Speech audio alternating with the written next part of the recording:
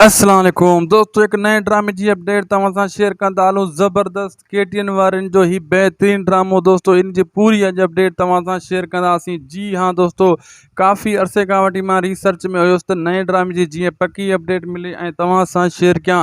दोस्तों, ही हिकु सीज़न ड्रामो आहे, सीरीज़ 2 ड्रामो आहे, यानी सीज़न 2 सीरियल ड्रामो आहे, नंढो ड्रामो आहे, बेहतरीन ड्रामो आहे, जंहिंजो डायरेक्टर आदिल साहब आहे, मजू लाड़ भी आहे ऐं काफ़ी ॿिया अदाकार आहिनि। ऐं हीअ सईदाबाद में ड्रामो शूट कयो पियो वञे ऐं काफ़ी ॾींहंनि खां वठी मां तव्हांखे बार बार चई रहियो हुउसि त नवां ड्रामा ॿिया बि अचणा आहिनि, जंहिंजा नाला अञा अनाउंस न आहिनि थिया। राइटर कहाणियूं लिखी रहिया आहिनि ऐं इहे शूट थींदा तमामु जल्द।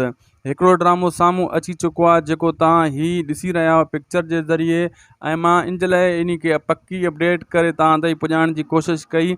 थोरो इंतज़ारु कयुमि जीअं पूरी अपडेट अचे ऐं सही नमूने सां तव्हां ताईं पुॼायां, ऐं मूं पंहिंजी कोशिशि कई ऐं उमेदु आहे दोस्तों हिन जी तव्हांखे वॾो इंतज़ारु हूंदो। इन में कैमरामैन बि ॿई ज़बरदस्त आहिनि। हीअ सईदाबाद में शूट कयो पियो वञे ऐं जो डायरेक्टर आदिल साहब आहे, ऐं ॿियो त वरी मजू लाड़ गॾु ऐं ॿिया काफ़ी वॾा अदाकार आहिनि जंहिंजा नाला अञा ताईं अनाउंस न आहिनि कया विया। सिर्फ़ु इन जे करे जीअं हू कुझु ॾींहंनि खां बाद में उहे नाला बि अनाउंस थी वेंदा। वजह सिर्फ़ु इहा ई आहे त ड्रामो जीअं जीअं वेझो थींदो वेंदो ऐं सईदाबाद में गर्मी बि आहे, इन जे करे ड्रामे जी शूटिंग गर्मी में बि हली रही आहे।